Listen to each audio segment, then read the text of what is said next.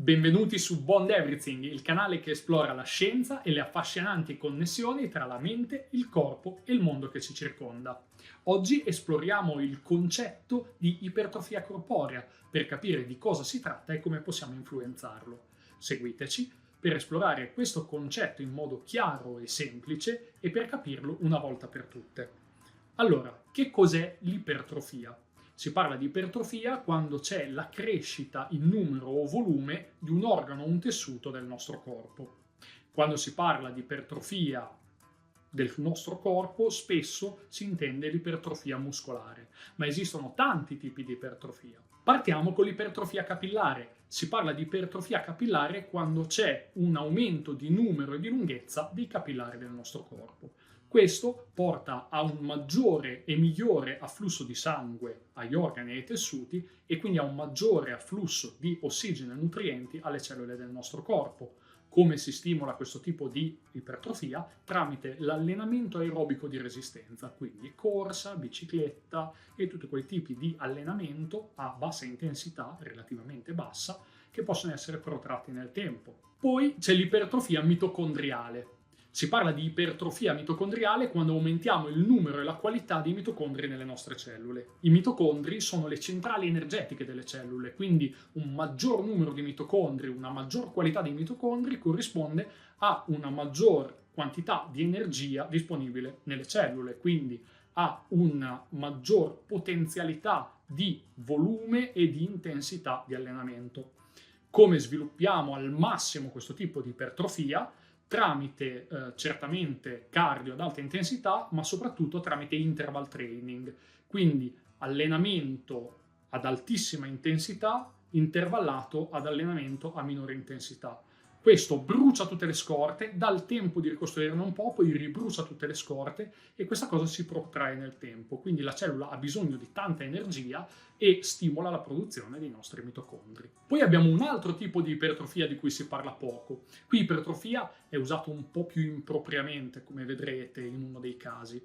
L'ipertrofia cardiaca si ha quando o un muscolo del cuore aumenta di sezione oppure il volume delle camere aumenta di sezione. In questo caso è più improprio l'utilizzo del termine ipertrofia. Quando abbiamo questo tipo di ipertrofia, se noi facciamo sollevamento pesi, soprattutto se total body o magari powerlifting, noi abbiamo gran parte dei nostri muscoli che per un certo intervallo di tempo sono sotto tensione. Questo vuol dire che sono contratti, quindi la possibilità per il sangue di passare all'interno dei muscoli è ridotta. Questa riduzione della sezione totale dell'apparato cardiovascolare nel corpo porta il cuore a pompare più forte, perché deve riuscire comunque a pomparlo sto sangue. Il corpo ha necessità di ossigeno, necessità di nutrienti e lui vuole pompare più forte. Allenandosi molto spesso in questo modo, il ventricolo sinistro principalmente tenderà a ispessirsi nella sezione muscolare, proprio per avere più forza pompante. D'altra parte, se noi facciamo esercizi tipo cardio, noi abbiamo necessità di nutrienti per molto tempo, ma non abbiamo questa diminuzione della sezione del sistema cardiocircolatorio e quindi il cuore si adatta aumentando il volume delle camere atriali, tendenzialmente, per avere una maggior potenzialità di pompaggio volumetrico del sangue. Quindi tenere battiti elevati per un tempo protratto porta a questo tipo di ipertrofia. Inoltre, tornando all'esempio precedente, quindi quando si fanno sforzi con buona parte del corpo, comunque quando si fanno sforzi intensi con carichi elevati e questo porta ad avere una minor sezione di passaggio del sangue all'interno del muscolo, ci sarà anche un adattamento che qui non è più cardiaco ma è vascolare, cioè le vene superficiali tenderanno solitamente ad aumentare di sezione, quindi le classiche vene sul muscolo che si vedono nelle persone che fanno sollevamento pesi è solitamente dovuto proprio a questo, a un adattamento perché in qualche modo il corpo deve far passare il sangue. Ok, adesso passiamo all'ipertrofia più hardcore, quella più comunemente discussa, l'ipertrofia muscolare. Nell'ipertrofia muscolare possiamo distinguere due tipi di ipertrofia, l'ipertrofia sarcoplasmatica e l'ipertrofia miofibrillare. Nel primo caso, l'ipertrofia sarcoplasmatica, andiamo incontro a quello che solitamente viene identificato tramite il pump, proprio l'aumento di volume del muscolo quasi come se stesse per esplodere. È il più classico tipo di ipertrofia che si riscontra in persone che fanno bodybuilding. Cos'è il sarcoplasma? Il sarcoplasma è quella soluzione acquosa all'interno delle cellule muscolari e del tessuto muscolare che è composta da acqua, sali minerali e nutrienti vari. Perché è importante questa? Perché un maggior quantitativo d'acqua potrà ospitare un maggior quantitativo di nutrienti e un maggior quantitativo di nutrienti potrà permetterci di fare allenamenti più protratti e più intensi. Come si stimola principalmente questo tipo di ipertrofia? Beh, tramite il classico allenamento di bodybuilding. Quindi bisognerà tendenzialmente avere acido lattico perché si arriverà a fare uno sforzo anaerobico, si dovrà avere un numero sufficiente di ripetizioni all'interno della serie, recuperi relativamente brevi, carichi sufficientemente elevati per dare sufficiente sforzo, ma non troppo elevati perché vogliamo fare un certo numero di ripetizioni, un certo volume, un certo tonnellaggio. Quindi questa è l'ipertrofia sarcoplasmatica ed è quella che solitamente quando si smette di allenarsi sembra che se ne vada. In realtà si svuota il muscolo parzialmente di fluido e quindi diminuisce molto la sezione, ma non sparisce il muscolo, ecco, rimane lì, ce ne vuole per riuscire a far sparire il muscolo. Poi abbiamo l'ipertrofia miofibrillare, che è, in parole povere, l'aumento del numero di fibre contrattili all'interno dei muscoli. Attenzione, di fibre, non di cellule. Non c'è l'ipertrofia cellulare nei muscoli, salvo casi di utilizzo di sostanze dopanti e ormoni steroidei. In determinati casi si può anche avere. Però in questo caso abbiamo l'aumento di fibre contrattili. Più fibre contrattili, una maggiore potenziale espressione di forza. Quindi cos'è che stimolerà questo aumento di fibre contrattili? L'utilizzo di carichi molto elevati, solitamente tra il 70-80% del massimale, ripetizioni, un numero relativamente piccolo, però qui vorrei fare un appunto, ogni muscolo fa storia a sé. I corpi, ok, ricadono in una certa statistica, ma ogni muscolo fa storia a sé. Ci sono muscoli che sono propensi a lavorare di più in volume, altri in intensità. Quindi ogni cosa che viene detta deve essere presa un po' con le pinze. Generalmente, per avere una maggior ipertrofia miofibrillare, sarà necessario avere un carico da sollevare più elevato che quando si allena quella sarcoplasmatica. Quindi per l'ipertrofia miofibrillare si faranno i classici allenamenti di forza, quindi i più comuni sono 3 ripetizioni e un riposo relativamente lungo, tale per cui si ha di nuovo l'energia per riuscire ad alzare pesi molto elevati, quindi abbiamo detto intorno all'80%, 70% del massimale e via dicendo. Poi abbiamo, per quanto riguarda la forza, un altro tipo di ipertrofia estremamente importante e solitamente sconosciuta, che è l'ipertrofia neuromuscolare. Qui si parla del sistema di comunicazione tra mente e muscoli. A parte di questo sistema, proprio tutto l'apparato cerebrale, tutto l'apparato nervoso e le connessioni.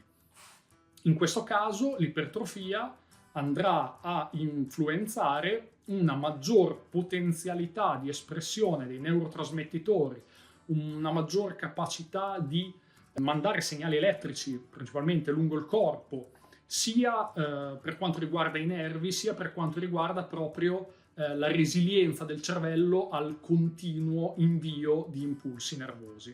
L'allenamento di questo tipo di ipertrofia è principalmente costituito dal utilizzare carichi estremamente elevati, quindi si parla anche del 90% del massimale e oltre, ripetizioni solitamente 1-2 QB, veramente il giusto, l'importante è il carico veramente elevato, bisogna mettere tutta la propria energia in quell'esercizio e recuperi sufficientemente lunghi per farci ritornare totalmente in forze per rifare di nuovo un sollevamento di quel tipo di peso, senza esaurirci energeticamente, piuttosto esaurirci diciamo mentalmente in un certo qual modo.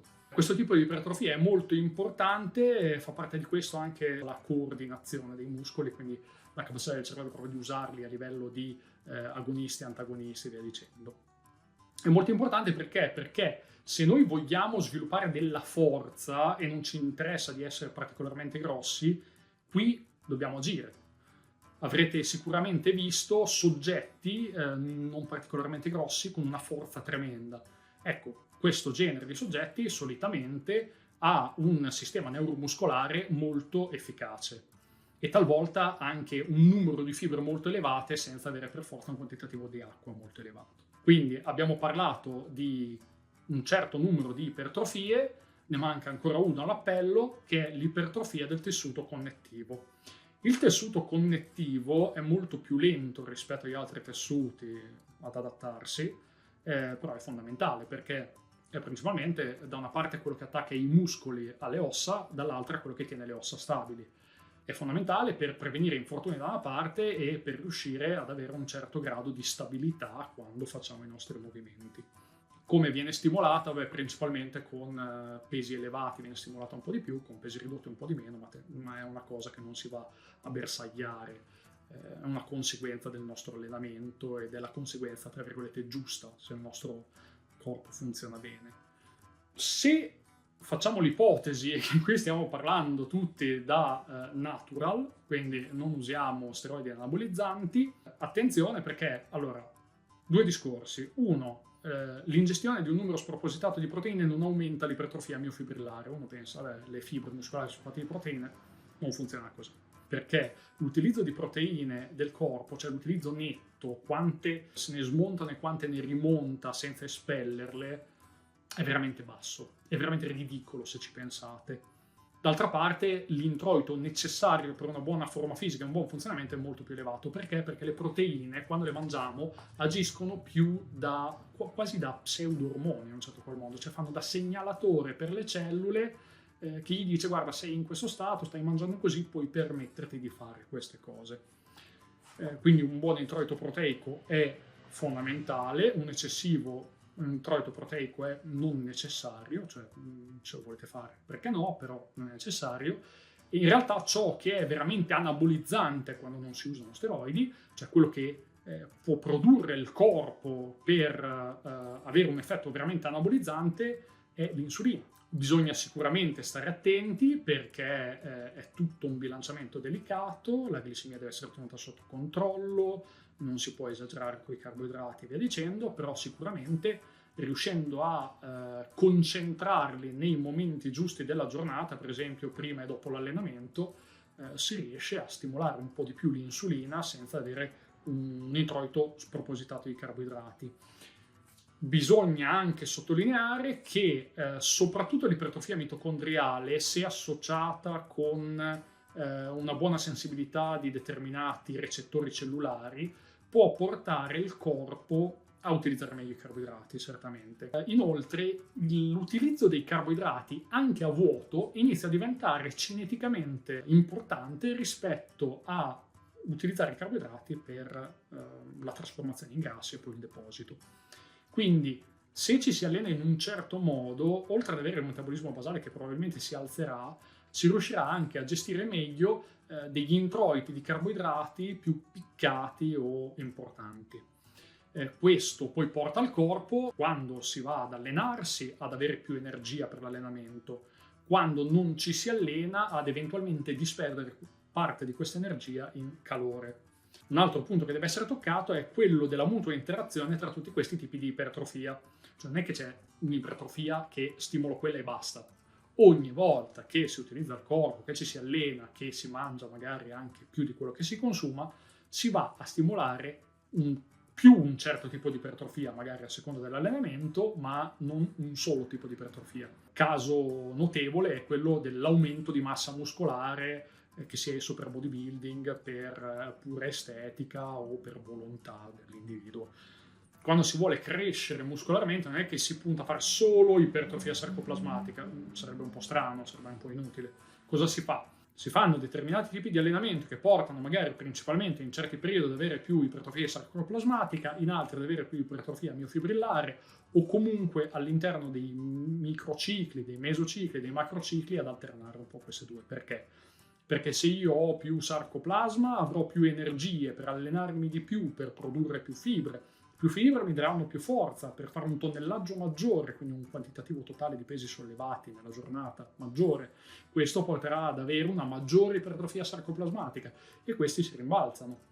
Non dimenticarsi che poi esiste anche tutto il resto, tipo il sistema venoso, il cuore, quindi magari fare un po' di cardio mi darà la possibilità di avere un maggiore apporto di ossigeno e sostanze nutritive, quindi riprendermi più in fretta, e magari faccio anche un po' di high intensity interval training o comunque faccio l'allenamento tarato in modo tale che stimola anche l'ipertrofia mitocondriale. Questo mi dà una maggior produzione di energia e quindi posso fare maggior ipertrofia sarcoplasmatica e via dicendo. Quindi è tutto un rimbalzarsi. Semplicemente uno, sapendo dove andare a parare, tenderà a stimolare più una più l'altra a seconda dei suoi obiettivi, dei suoi scopi, di dove vuole andare a finire.